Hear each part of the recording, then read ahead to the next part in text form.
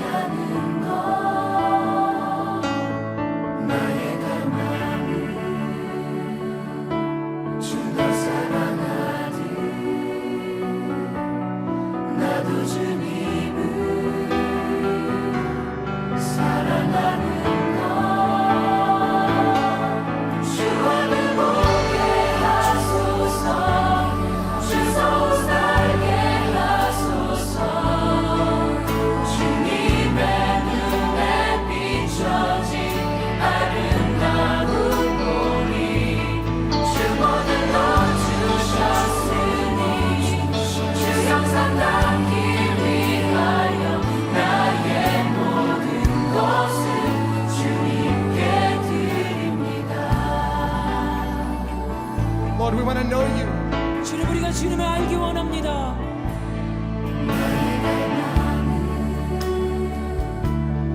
내 모든 삶을 사랑의 제사로 주께 드리는 것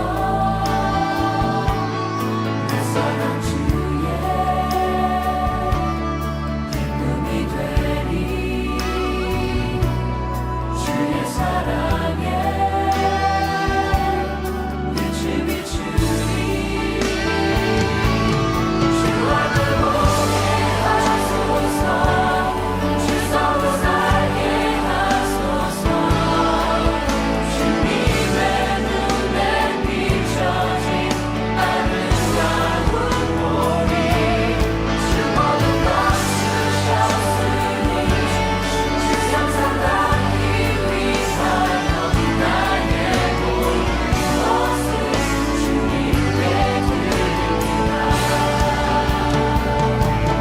주와를 보게 하소서 주 성 살게 하소서 주님의 눈에 비춰진 아름다운 보리 주 모든 것 주셨으니 주 형상 닿기 위하여 나의 모든 것을 주님께 드립니다.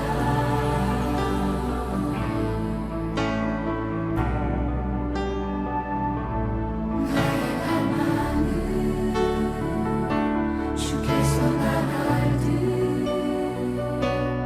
나도 주님을 온전히 아는 것 나의 갈망은 주날 사랑하듯 나도 주님을 사랑하는 것 나의 갈망은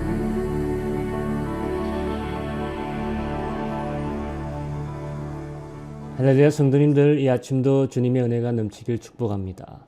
오늘 같이 보실 말씀은 시편 91편입니다. 91편 전체를 우리 같이 읽도록 합니다.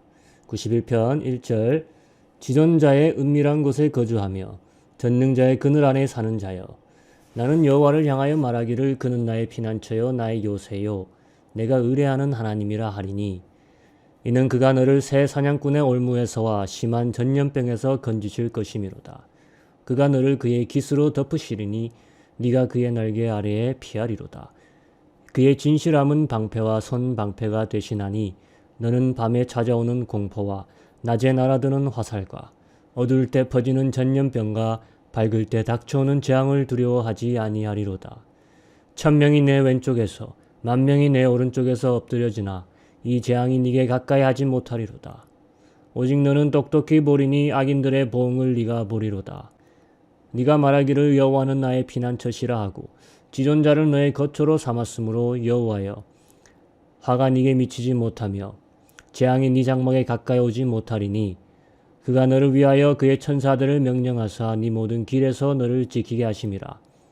그들이 그들의 손으로 너를 붙들어 발이 돌에 부딪히지 아니하게 하리로다. 네가 사자와 독사를 밟으며 젊은 사자와 뱀을 발로 누르리로다. 하나님이 이르시되 그가 나를 사랑한즉 내가 그를 건지리라. 그가 내 이름을 안즉 내가 그를 높이리라. 그가 내게 간구하리니 내가 그에게 응답하리라. 그들이 환난 당할 때 내가 그와 함께하여 그를 건지고 영화롭게 하리라. 내가 그를 장수하게 함으로 그를 만족하게 하며 나의 구원을 그에게 보이리라 하시도다. 아멘. 오늘 말씀을 보다 보면 왠지 하나님을 믿는 성도들은 무적이 아닌가라고 느껴질 만큼 굉장한 하나님의 보호하심이 약속되어 있죠. 하지만 성도님들, 이제까지 나온 시편들의 말씀의 대부분을 꼭 생각해 보시기 바랍니다. 행복하고 감사하여 올린 시도 있었지만 고난과 괴로움 속에서 하나님께 간구하는 시가 훨씬 더 많았던 것 같지 않습니까? 그리고 감사와 찬양의 시들도 대부분 저자의 고통 속에서 괴로움 속에서 그럼에도 불구하고 올린 감사이고 찬양이었던 것이 훨씬 더 많았던 걸로 기억합니다. 그럼 오늘 나오는 시편에서 신앙인은 왠지 불 속도 걸을 수 있고 물 위도 걸을 수 있고 전염병이 세상에 창궐해도 나는 괜찮을 수 있고 뱀들이 있어도 나는 물리지 않을 것 같고 하나님이 나를 도와주시니 이렇게 생각하는 것이 이 말씀을 제대로 보는 것인가 생각해 봐야 할 것입니다. 그동안에 읽은 모든 시편과 함께 생각해야 되는 시편입니다. 미국의 남부 쪽에 가면 많지는 않지만 실제로 뱀을 다루는 교회들이 있습니다. 순복음쪽 계열인데 한 130개쯤 되는 교회들이 뱀을 다룹니다. 그것도 그냥 뱀이 아니라 독사입니다. 대부분의 주에서는 이것이 금지되고 있지만 여전히 교회 예배 시간에 뱀을 다루는 것이 목사들을 통해 이루어지고 있습니다. 대부분 오래된 전통입니다. 그런데 이들이 뱀에게 안 물리는 게 아니라 뱀에 자주 물린다고 합니다. 그리고 뱀에게 물리고 나서 문제가 뭐냐? 병원에 안 간다는 거예요. 문제는 그렇게 죽어나가는 목사들과 신도들이 가끔 생긴다는 것입니다. 뉴스 기사를 찾아보면 심심치 않게 볼 수 있습니다. 물론 죽지 않는 케이스도 많습니다. 뱀에게 물렸다고 다 죽는 것은 아니니까요. 하지만 죽는 케이스도 생긴다는 거예요. 이들과 이야기해보면 성경대로라고 합니다. 뱀을 잡을 수 있다는 마가복음 16장 18절을 들면서 이야기하고 또한 오늘 나오는 시편을 들면서 성경대로라고 이야기합니다. 그렇게 믿으니까 독사를 데리고 교회에서 쇼를 하는 것이 은혜가 되는 예배 순서 중 하나가 돼버렸습니다. 뱀에 물려 죽든 안 죽든 그것을 떠나서 이것이 과연 예배의 형태가 될 수 있을까? 물면은 즉시로 죽는 뱀에게 물린 자가 있었습니다. 성경에서. 바로 사도 바울입니다. 로마로 재판을 받으러 후송당하는 중 배가 난파하여서 몰타라는 섬에서 섬의 부족들과 함께 불을 쬐고 있는데 불 속에서 갑자기 뱀이 기어나와서 바울의 손을 물고 대롱대롱 달려 있었습니다. 처음에 부족들이 생각하길 이 사람은 정말 죄수 중에 죄수다. 배가 난파돼서도 살게 됐진 됐지만 하늘이 가만히 두지 않았다. 그래서 바울을 보면서 빨리 들어놓고 죽는 것을 기다리며 지켜보고 있었는데 바울 사도가 죽습니까? 안 죽어요. 그래서 사람들의 생각이 바뀝니다. 이 자는 신이다.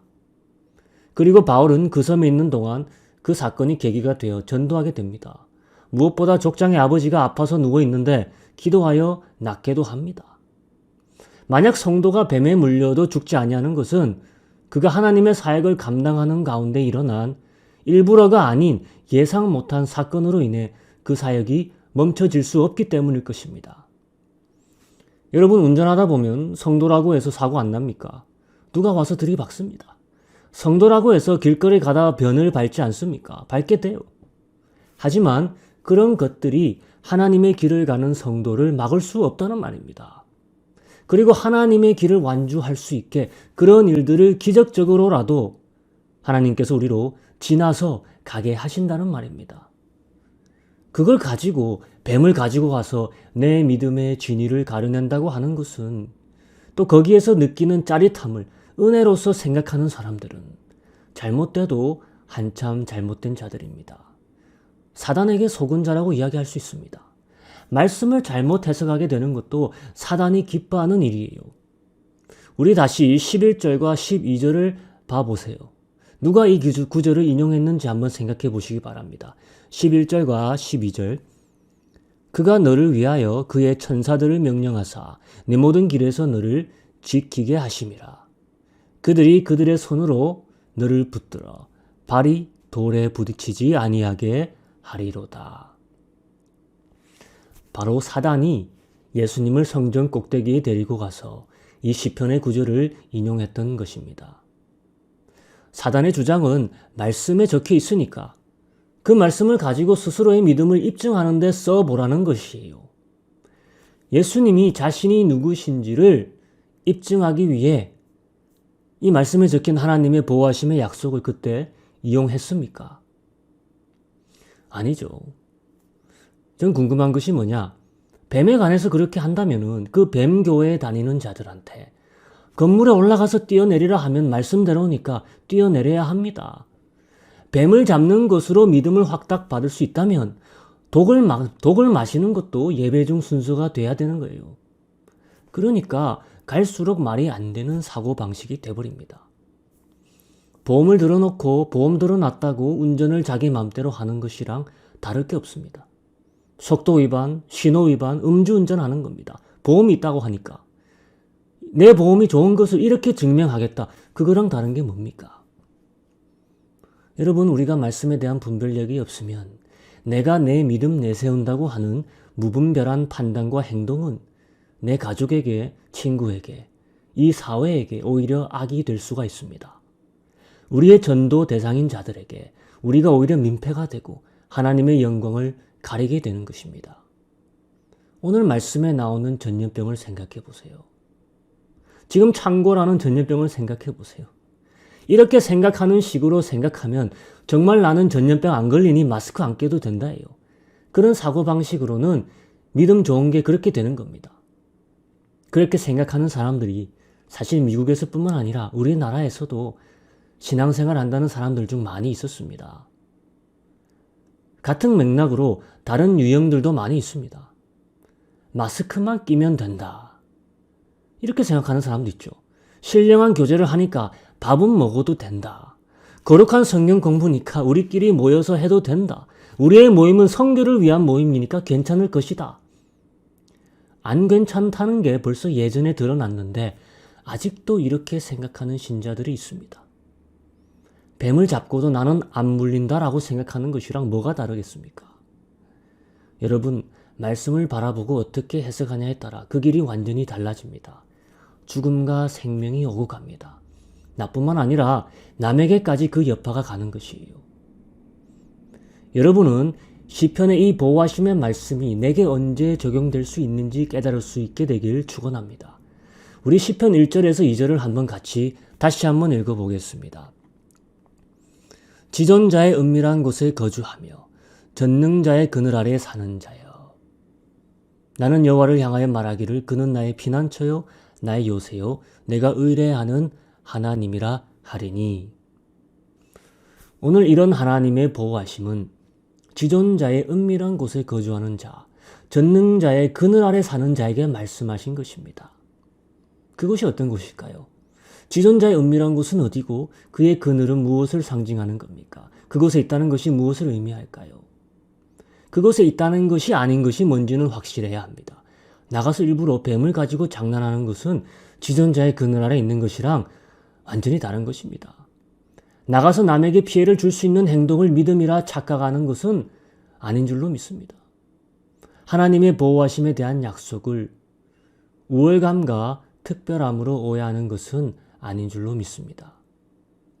이 1절 여러 가지 뜻이 있겠지만 전능자의 그늘 아래 있다는 것, 지존자 그 은밀한 곳에 거한다는 것, 이것은 성소에서도 지성소의 자비석이 가장 가까운 비교 대상이라고 생각합니다. 가장 은밀한 곳이고 그곳이 스랍의 날개가 드리워진 곳이었습니다. 거기는 오로지 가장 거룩한 자로 임명된 대제사장과 죄사함의 피만을 가지고 들어갈 수 있었던 곳입니다.